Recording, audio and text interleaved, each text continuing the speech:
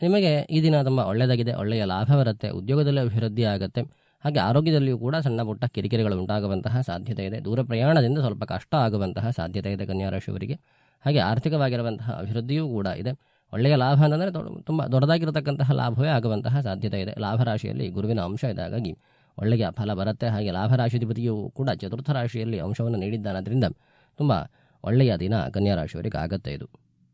ನಿಮಗೆ ಇನ್ನೇನಾದರೂ ಕೇಳಬೇಕು ಅಂತಿದ್ರೆ ಅಥವಾ ಜಾತಕ ವಿಶ್ಲೇಷಣೆಯನ್ನು ಮಾಡಿಸಬೇಕು ಅಂತಿದ್ರೆ ಕೆಳಗಡೆ ನನ್ನ ನಂಬರ್ ಬರ್ತಾ ಇದೆ, ನಂಬರ್ಗೆ ನೀವು ಸಂಪರ್ಕ ಮಾಡಬಹುದು. ಕನ್ಸಲ್ಟೇಷನ್ ಫೀಸ್ ಅಂತ ಯಾವುದು ಫಿಕ್ಸ್ ಆಗಿ ಇಲ್ಲ, ನೀವೇನು ಕೊಡ್ತೀರೋ ಅದನ್ನು ನಾವು ತೆಗೆದುಕೊಳ್ತೇವೆ. ಹಾಗೆಯೇ ಪರಿಹಾರ ಕಾರ್ಯಗಳನ್ನು ಕೂಡ ನಾವು ಮಾಡಿಕೊಡ್ತೇವೆ.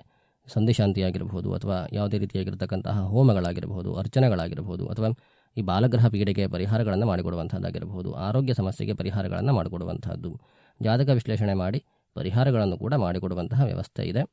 ನೀವು ಕೆಳಗಡೆ ಬರ್ತಾ ಇರುವಂಥ ನಂಬರಿಗೆ ಸಂಪರ್ಕ ಮಾಡಬಹುದು. ಮುಂದಿನ ವಿಡಿಯೋದಲ್ಲಿ ಮತ್ತಷ್ಟು ವಿಚಾರಗಳ ಜೊತೆಗೆ ನಾನು ನಿಮ್ಮನ್ನು ಮತ್ತೆ ಭೇಟಿ ಮಾಡ್ತೇನೆ. ಧನ್ಯವಾದಗಳು.